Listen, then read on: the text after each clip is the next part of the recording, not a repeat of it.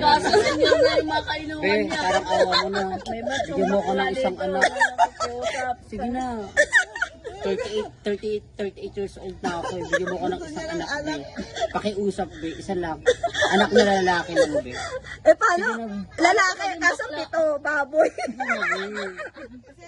Sige na, be. Isang anak lang, be. Virgin pa ako, eh. Ay, ano mo, wala maniniwala sa virgin ka, hayop ka. Virgin pa ako. Yung makatotohanan tayo, besi meta manonood. Yung totoo.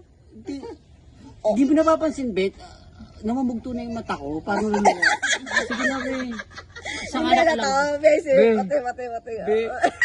Isang anak lang, be. 38 years old na ako, be. Pakiusap. Isang anak lang, be. Sige lang, okay lang siyang. Wala problema. Bigyan mo lang ako ng isang anak. Type ko siya.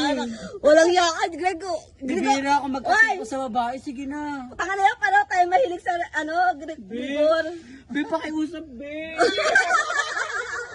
Be. Walang yakan siya. Be. Isang anak lang, bibigyan mo ako. Sige na. Yung cellphone hindi. Yung cellphone hindi. Binigay sa akin lang. What? Okay ka, okay. Basta.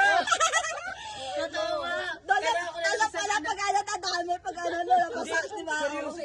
38 na ako, kailangan ko ng isang anak, be. Walang yaka! Hanapin mo manok. Ay, ano? Be, sige na. Minsan lang namin. Kinakain.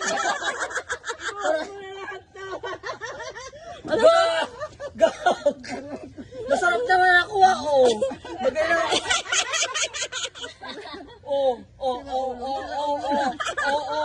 Lahat ng anggulo, oh. O, teka muna, teka na muna, teka. O, teka.